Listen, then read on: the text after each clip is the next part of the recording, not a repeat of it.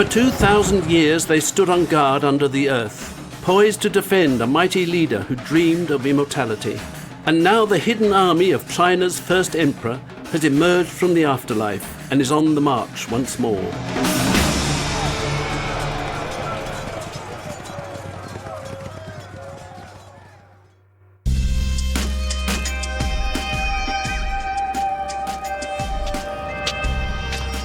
My love affair with China has been a lifelong journey.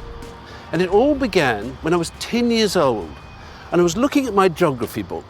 On the left-hand page was a black and white photograph of the Great Wall of China.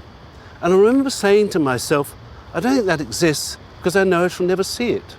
Well, it does exist and I have seen it. China is overwhelming. And now I want to share with you one of the most amazing stories from ancient China and of an incredible man and his quest for immortality. And it's all on show here at the Art Gallery of New South Wales.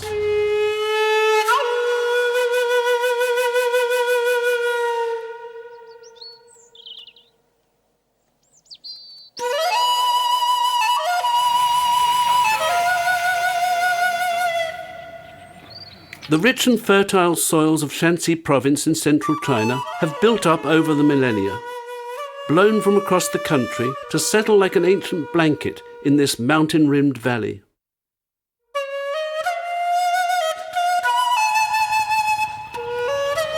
"37 years ago, a group of farmers were digging a well in their pomegranate orchard.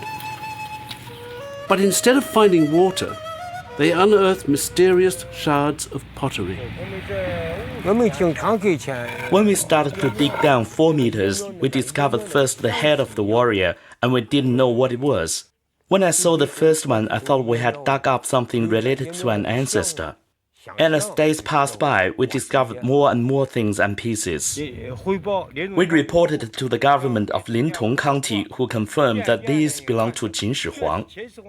So we put these in a wagon and transported them to Lintong Museum immediately. They were so happy. Within months, the evidence was mounting that this was not just a small discovery, but something on a more epic scale. Soon farmlands gave way to sites of scientific excavations, an army of archaeologists delicately combing the site, each intriguing find followed by something even more wondrous. What they discovered would turn out to become the most dramatic archaeological find of the century, on a scale and magnitude eclipsing even that of Tutankhamun's tomb. They had discovered the burial city of China's first emperor, Qin Shihuang.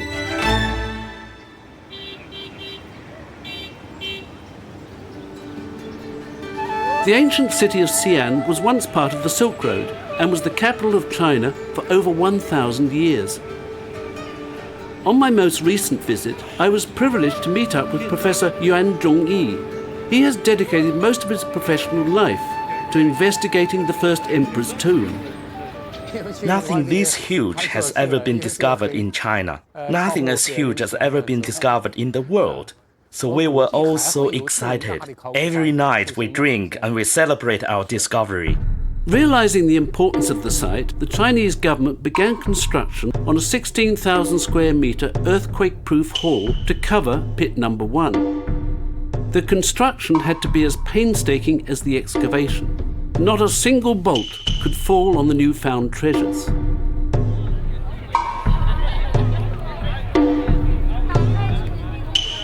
The Terracotta Warriors and Horses Museum was finally opened to the public in 1979, allowing archaeology and the exhibition of the figures to continue side by side.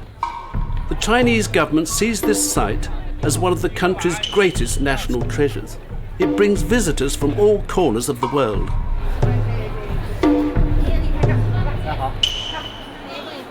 Almost by chance, I had a very early encounter with this amazing discovery. I happened to be in Xi'an just a few months after that very first find in March 1974. This is just about where I stood 36 years ago. I was standing in a field with a few pomegranate trees and a few bushes and a few holes in the ground. And I looked down into those holes in the ground and I could see, peering up from the soil, the occasional head of a soldier and some body parts and some armour. And from those few first finds, it turned into this extraordinary underground army.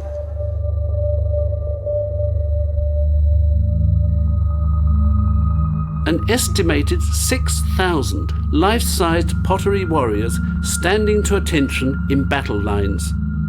The army is set out in 9 columns, reaching the entire length of this 14,000 square metre pit. They are mainly infantrymen, with some cavalrymen, chariots and horses.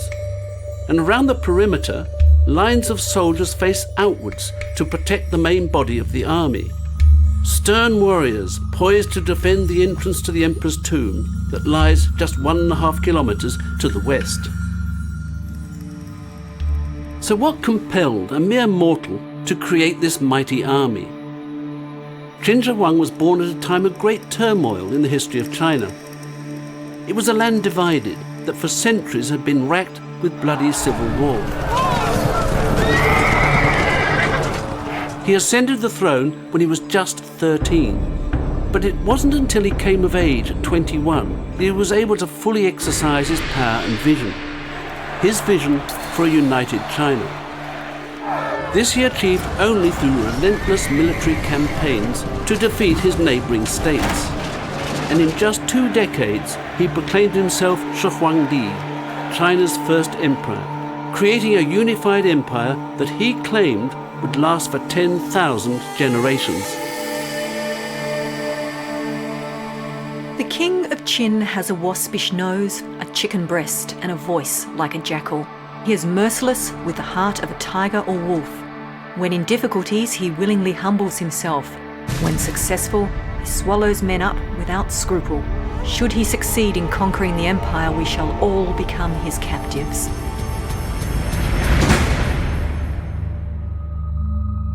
Having created his earthly empire, the first emperor conscripted over 700,000 artisans and slaves to build a lavish burial city. He wanted to ensure his own immortality by constructing an eternal kingdom underground, complete with palaces, pleasure gardens, and a mighty army to protect it from earthly intruders and evil spirits. The burial city measured 56 square kilometres, with pits radiating from the central tomb. Nearly 600 pits have been identified, but most are yet to be excavated. Qin Shihuang saw himself as the supreme ruler in life and in death.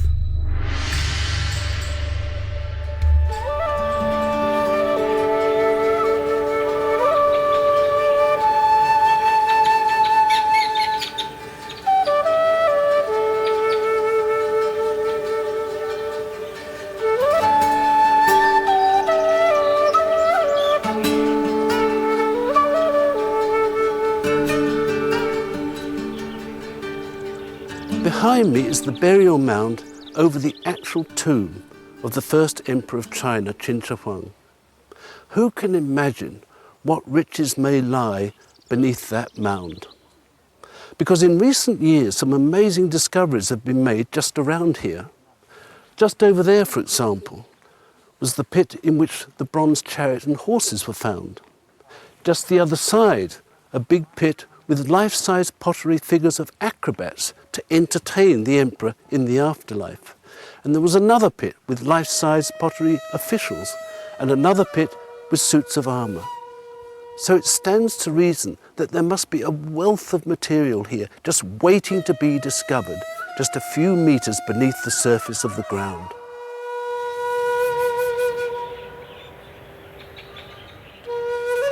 The first emperor's brutality is legendary, but the man of war also saw himself as a man of peace.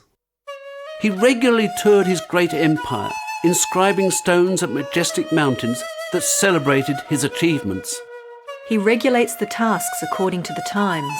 The various professions prosper and thrive. The black-haired are peaceful and tranquil, and do not need to use weapons and armour. Joyously and merrily they receive their instructions and completely understand the rules and the models. But the first emperor was also a man who ultimately helped to create modern China.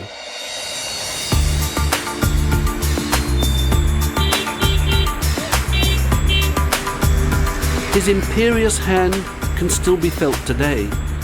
So powerful was he that he created a system of government and administration that lasted for 2,000 years. In order to maintain order and unity in his sprawling empire, he standardized practical things like writing, and to simplify commerce and trading, he created uniform weights and measures and decreed that a single currency should always be used. Qin Shihuang also built a network of highways between the cities, and he transformed fragments of defensive walls into the Great Wall of China.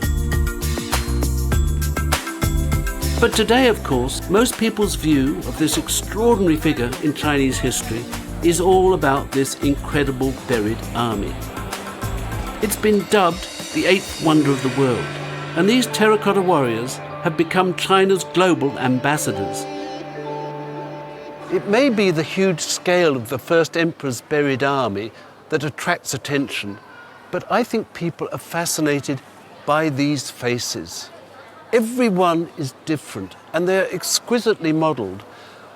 I think they probably had a whole suite of heads, but they were then individually models, so everyone has a sense of personality. We get the feeling that we're looking at somebody who actually once existed. And that level of detail is then carried on right down the armour here, with every rivet and every little tag holding each of the panels of the armour together. It is an extraordinary attention to detail that is, I think, absolutely fascinates people.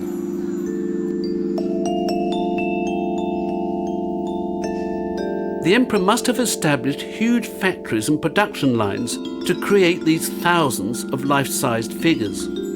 No one knows exactly where they were made, but as the clays vary slightly, they must have been made in a number of locations, but always within striking distance of the emperor's tomb.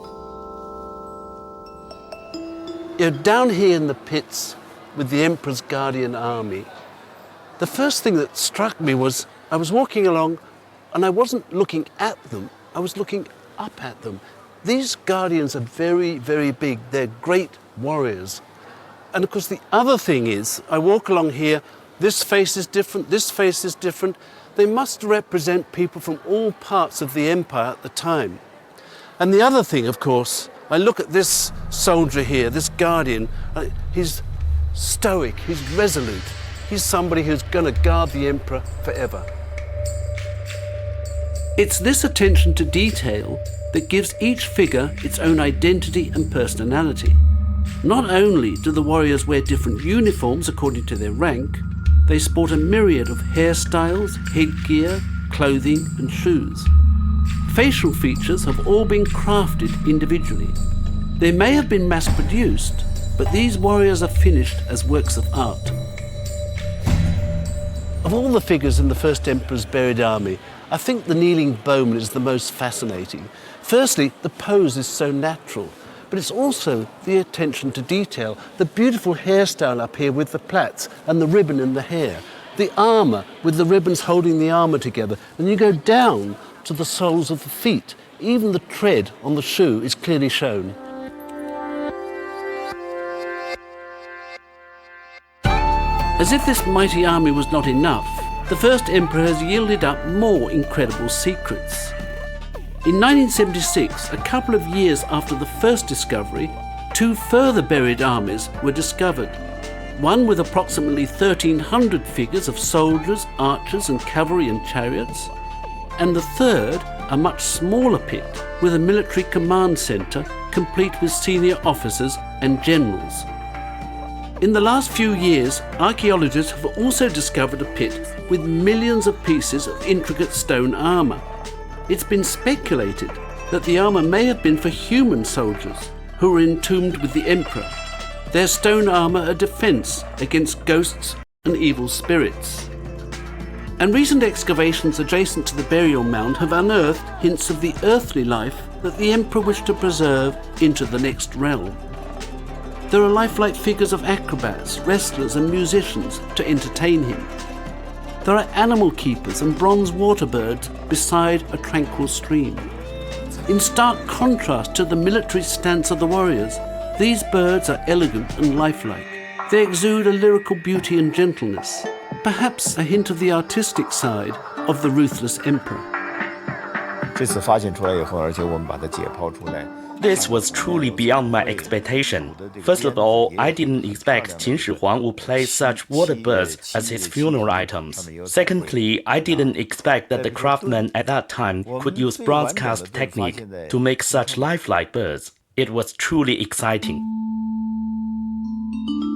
But perhaps the most extraordinary find of all so far, half life-sized bronze chariots and horses with gold-encrusted harnesses.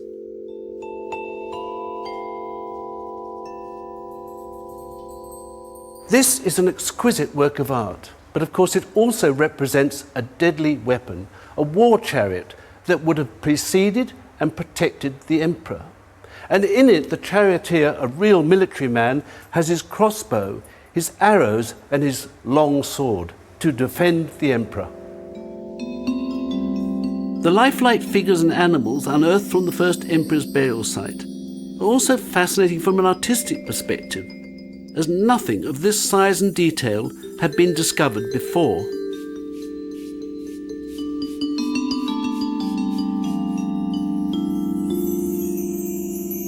The emperor was obsessed with his own immortality and devoted huge resources to ensure he lived forever.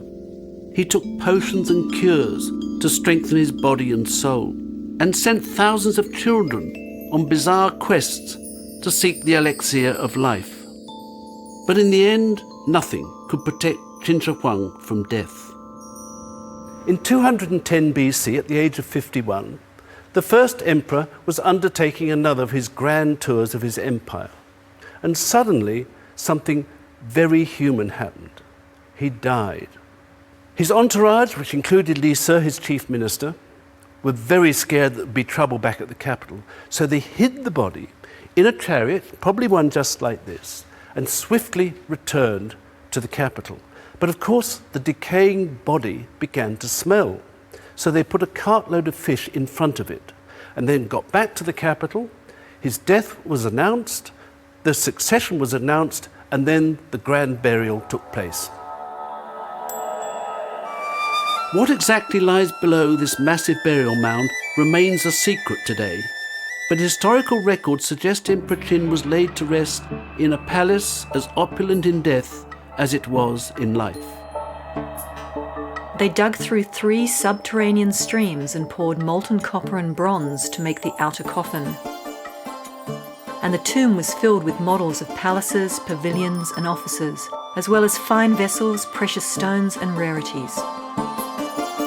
Artisans were ordered to fix up crossbows so that any thief breaking in would be shot.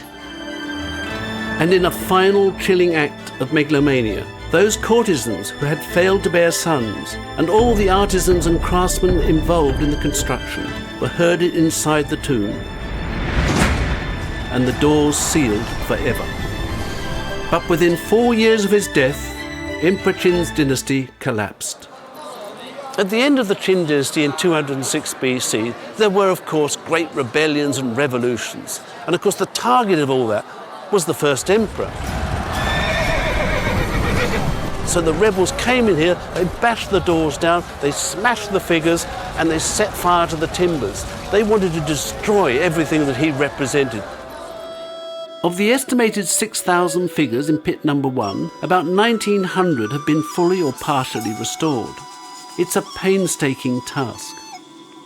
Teams of archaeologists and restorers have been working on this mammoth jigsaw for over 3 decades. Every single fragment needs to be meticulously cleaned, identified, and then pieced together. In doing so, they've learnt a lot about how the warriors were constructed. All the figures are made in separate pieces. The bodies, the torsos, and the legs are hollow and then luted together. The heads, the hands, and the feet were made separately. Then the whole figure was put together. And then, of course, they were all taken down into the trenches where they stood as the guards to the emperor's burial. Archaeologists have discovered that the figures were painted in order to make them even more realistic. But 2 millennia underground have taken a toll on the fragile paint. It flakes away within minutes of exposure to the air. But recent advances in conservation technology are ensuring that fragments of pigment remain intact, giving a vivid image of those ancient warriors. And technology may be the key to unlocking further secrets. 幻想着有一天 I dream of the day when our technology is so advanced that we could see everything underground clearly without opening the tomb, so that we don't need to disturb this underground kingdom and the old man that has been in deep sleep for more than 2,000 years. All the country's rivers, the Yellow River and the Yangtze, were reproduced in quicksilver and by some mechanical means made to flow into a miniature ocean. The heavenly constellations were shown above and regions of the earth shown below. The candles were made of whale oil to ensure they're burning forever.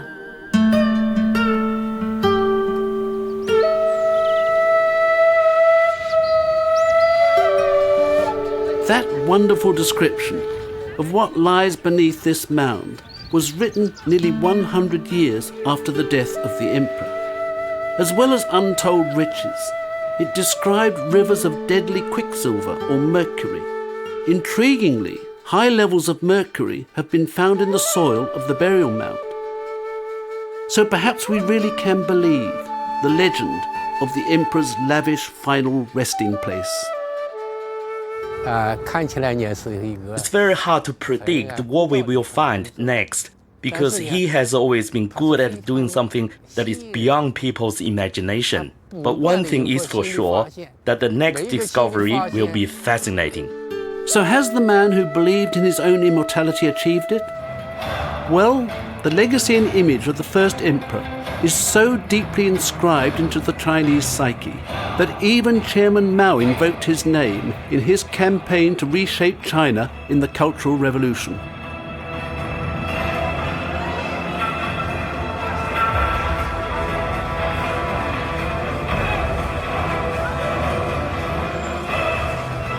The first emperor's mighty Terracotta Army may continue to guard the tantalizing secret of what lies inside the tomb for decades. With so many pits still to excavate, disturbing Qin Shihuang's final resting place is not a priority. The spirit of this mighty emperor remains undisturbed.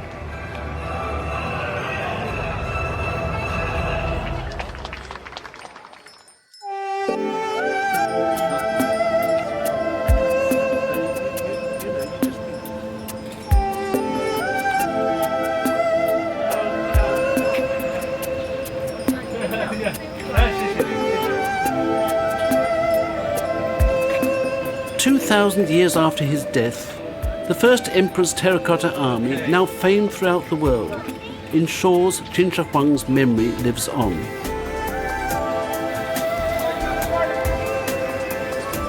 Perhaps that is no more true than here in Xi'an, where the blood of the first emperor and his warriors still courses through the veins of its cosmopolitan population.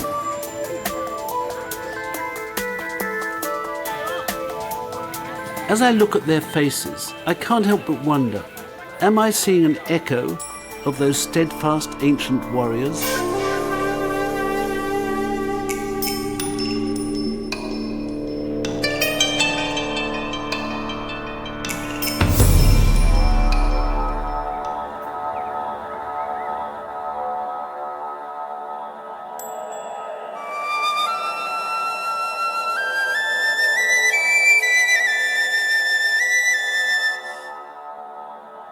I never cease to be amazed how little accidents in life can be so rewarding. Just think, if those farmers had decided to sink their well in a different place, we might never have found the eighth wonder of the world, and we could not have brought this amazing exhibition to Australia. I sometimes wonder, what would the first emperor think if he knew that his terracotta army was travelling halfway around the world to delight audiences in the 21st century?